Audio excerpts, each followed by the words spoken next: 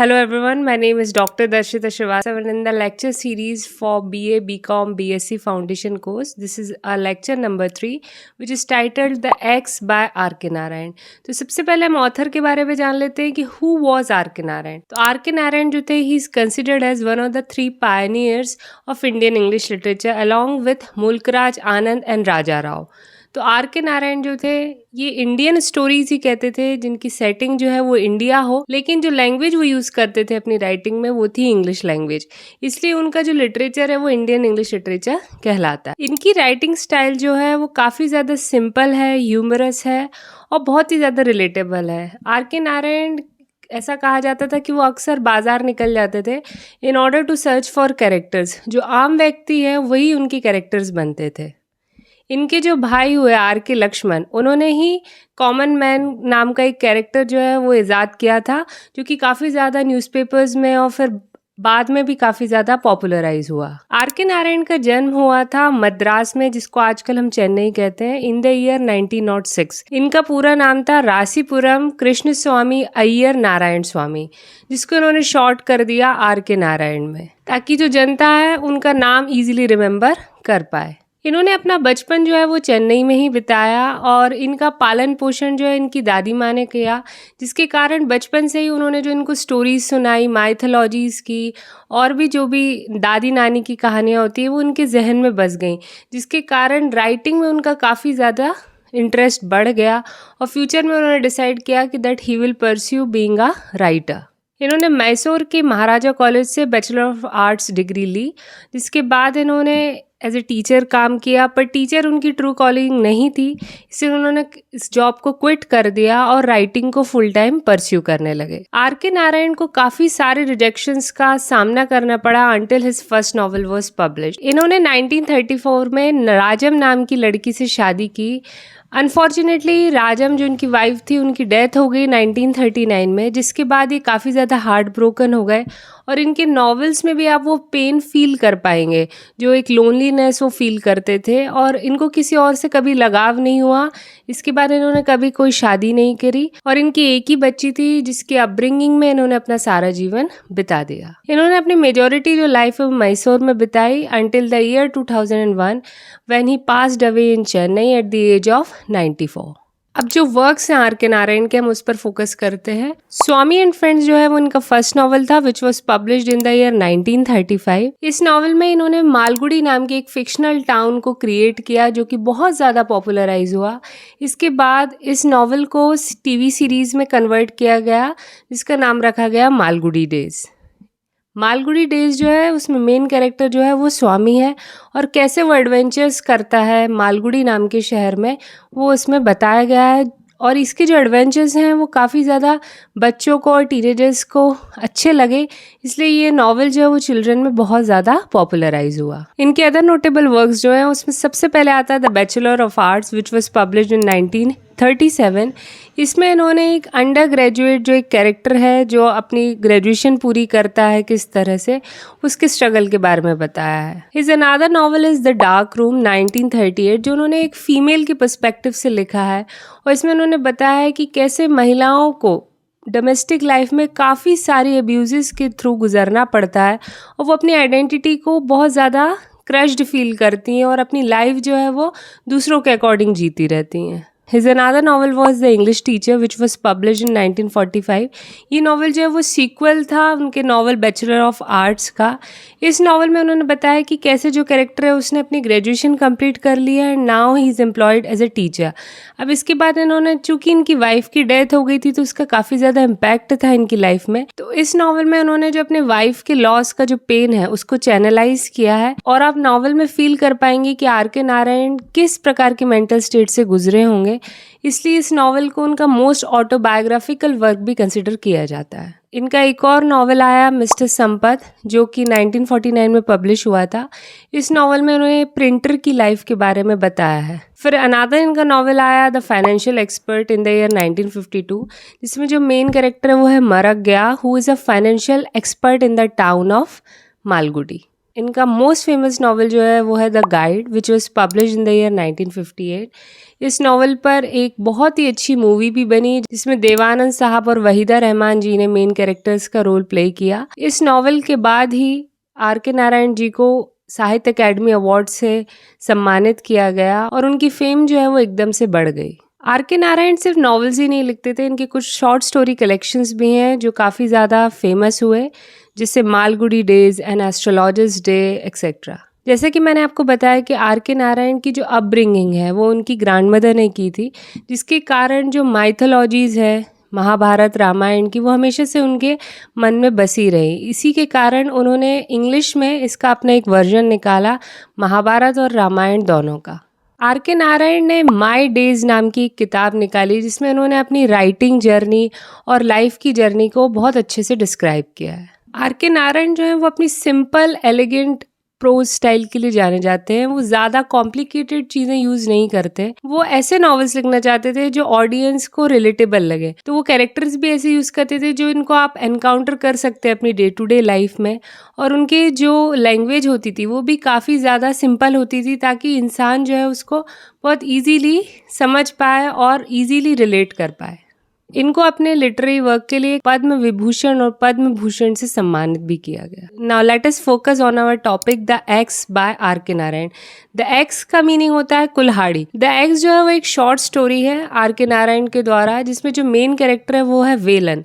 वेलन जो है वो मालगुडी में रहता है और एज ए गार्डनर वो काम करता है। इस स्टोरी में बताया गया है कि कैसे वेलन जो है एक बहुत बड़े घर से अटैच हो जाता है, उसके गार्डन की देखभाल करता है और कैसे उसकी लाइफ पूरी तरह से उस गार्डन और उस घर के चारों ओर रिवॉल्व करती है। स्टार्टिंग में बताया गया वेलन जो है एक बहुत ही छोटा सा लड़का है जिसके फादर उसको काफ़ी ज़्यादा पिटाई कर देते हैं, जिसके बाद वो नाराज़ होकर घर छोड़कर चला जाता है।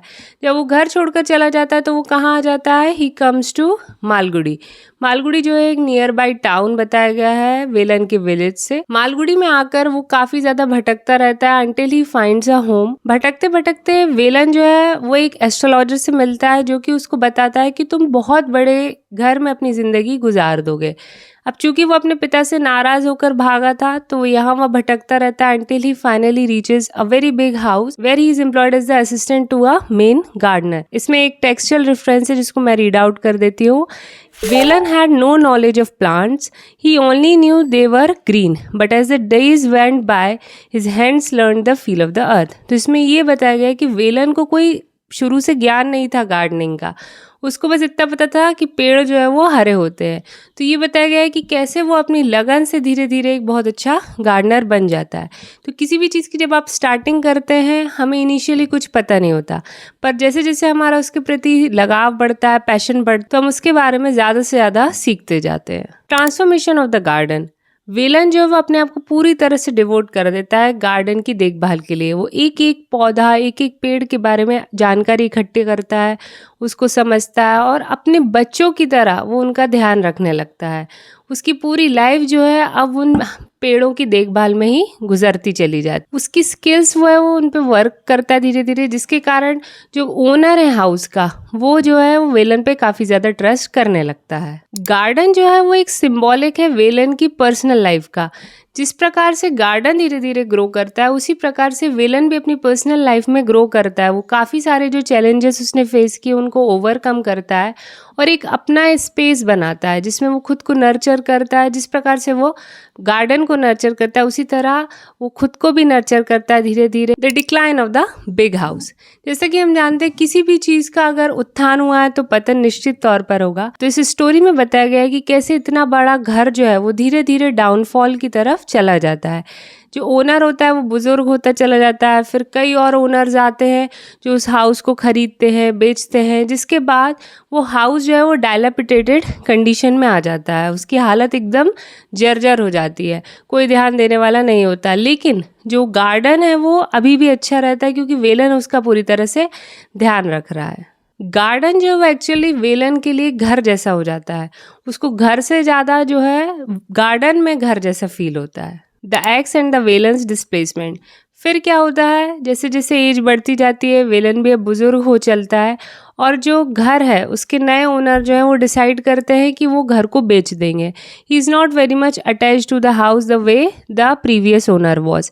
तो वो क्या डिसाइड करता है कि घर को वो क्या एक कैपिटलिस्टिक प्रॉपर्टी के रूप में कन्वर्ट कर देंगे, जिसके कारण वेलन का हार्ट जो है वो ब्रेक हो जाता है। वो उस घर से और उस गार्डन से बहुत अटैच था, लेकिन जो नया ओनर प्लान करता है उसके तहत जो गार्डन है वो भी पूरी तरह से मिटा दिया जाएगा। तो वेलन के लिए एक बहुत बड़ा झटका होता है कि उसने सारी जिंदगी जिस गार्डन की रख रखाव में गुजार दी उसको डिस्ट्रॉय कर दिया जाएगा थोड़ी ही देर में।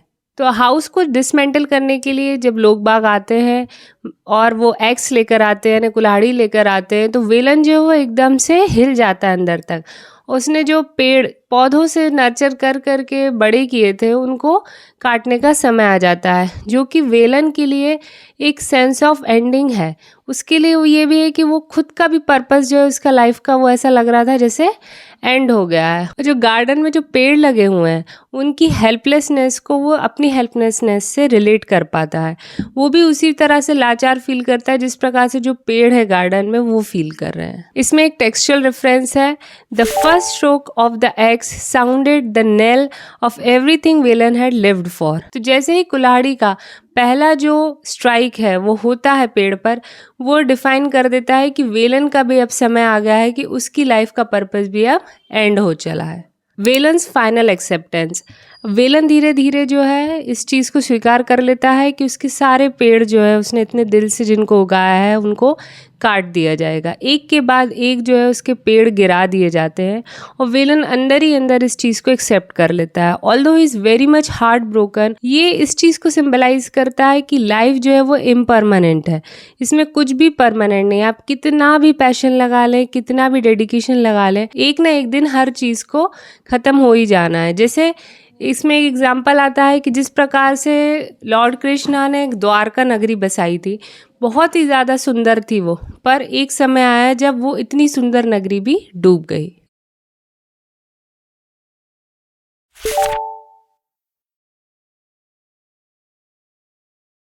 वो खड़ा रहा और देखता रहा कि किस प्रकार से पेड़ों का अंत किया जा रहा है और उसको ऐसा फील हो रहा था कि ये उसकी कहानी का भी अंत है। Now let us focus on themes and analysis in this work. Number 1 is fate and destiny. Villain जो है वो फेट यानी कि भाग्य के कारण या जो उसकी डेस्टिनी है उसके कारण वो उस घर में आ जाता है। तो कहीं ना कहीं उसने उसको कॉन्शियसली चूज नहीं किया, उसकी डेस्टिनी ने उसको कहीं ना कहीं कॉन्शियसली चूज किया है। Second theme is impermanence and change. इंसान जो है वो बदलाव से बहुत घबराता है, पर जिंदगी में एक ही चीज़ शाश्वत है, वो है बदलाव। हमेशा ही कुछ ना कुछ लाइफ में चेंजेस आते रहते हैं, तो उस चीज़ को एक्सेप्ट करना हमारे लिए बहुत ज़रूरी हो जाता है। Third point is displacement and belonging. Velan अगर उस घर की तरफ नहीं आया होता, अपने घर से नहीं निकला होता, तो वो कभी भी अपनी लाइफ का पर्पस नहीं फाइंड कर पाता। उसी प्रकार से ये जो थीम है इसमें हमको ये बताती है कि हमें भी कई बार अपना जो घर है या अपना जो कंफर्ट जोन है वो हमें छोड़ना पड़ता है ताकि हम लाइफ में ज़्यादा बड़ी डिस्कवरी कर सके।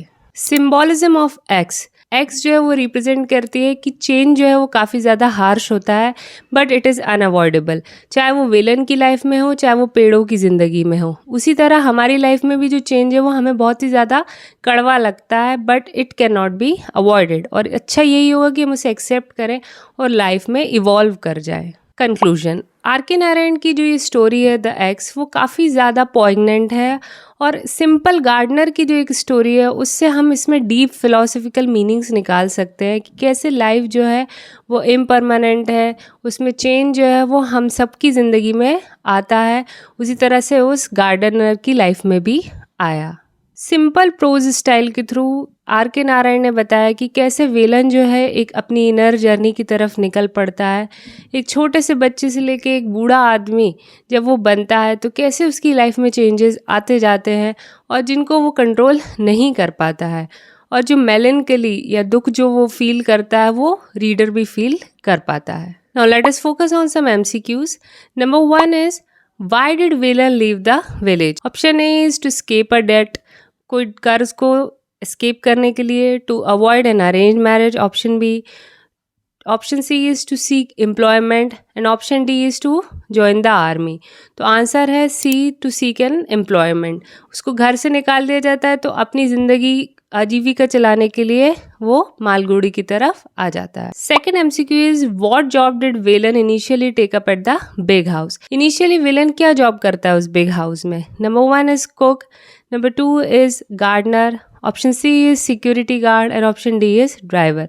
जैसे कि हम जानते हैं वो गार्डनर की जॉब ले लेता है। Third MCQ is how did villain feel about the garden eight the big house. जो बड़े से घर में गार्डन है उसके बारे में विलन की क्या फीलिंग्स थी? Number 1 is he felt indifferent, यानी उसको कोई फर्क नहीं पड़ता था उस गार्डन से। Option B is proud and attached, वो उस पर बहुत ज़्यादा गर्व करता था और उससे अटैच्ड फील करता था। ऑप्शन सी इज ओवरवेल्म्ड, वो काफ़ी ज़्यादा ओवरवेल्म्ड फील करता था, यानी कि फीलिंग्स जो है वो उसके ऊपर तक, या मतलब वो एनजाइटी काइंड ऑफ फील करता था उस गार्डन के लिए।